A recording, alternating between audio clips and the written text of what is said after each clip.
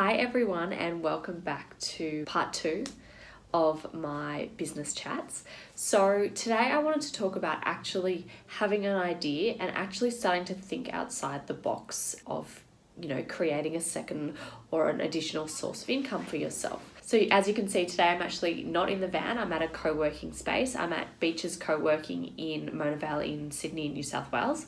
So what I really want to talk about today is starting to think outside the box. So what I find is that a lot of people actually feel trapped in their business and in their 9-to-5 job because they don't actually see a way out.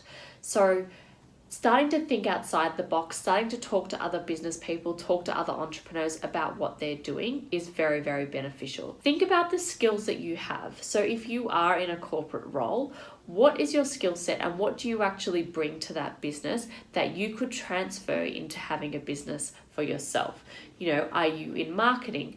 Are you able to consult with people? Everyone has skills. Everyone has a skill set that is beneficial to someone else. I'm all about outsourcing. I know that within my business, I'm not good at everything. So I actually outsource the things that I'm not good at. And that is how in business you will actually get ahead because you can't be good at everything.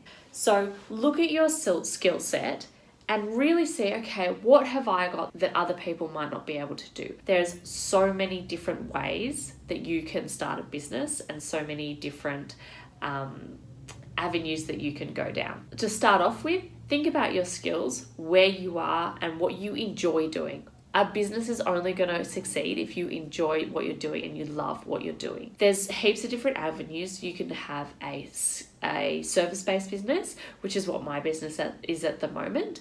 You could have a product-based business where you're actually selling and distributing physical products.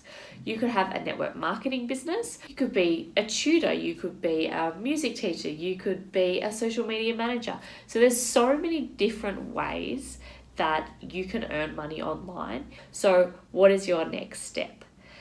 I believe that the next step is doing research, doing market research on your product. And it's so easy to go to family and friends and ask for advice and ask for feedback, and that is great.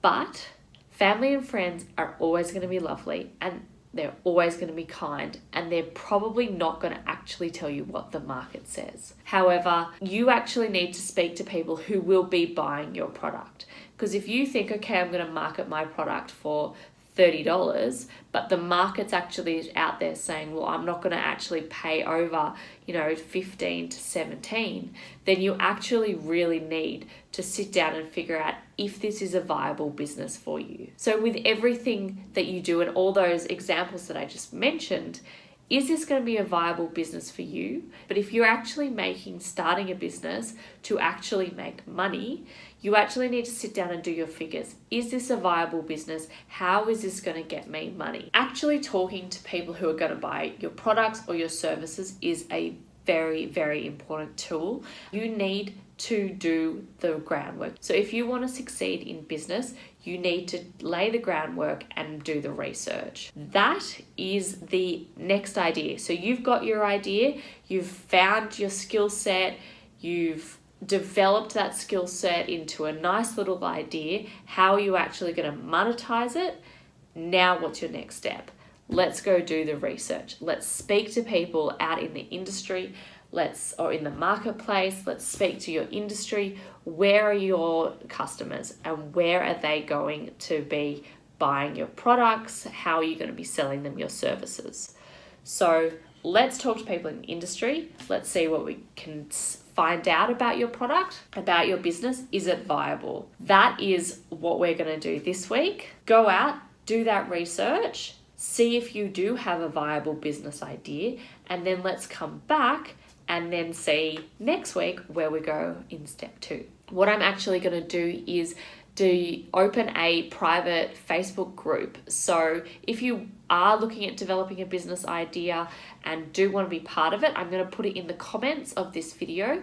So just ask to join and we can all then work together. We can share our analysis after we get our results of testing our business idea out in the market. a couple of ideas of where you can do your market research. So if there are any networking groups in your area, just contact them. Just ask if you can have a cup of coffee with a couple of people. Literally go and door knock the businesses that you're looking at selling to. Or are you selling to mum and dads? Why don't you go to a local cafe or your local like mothers group or outside the school gates?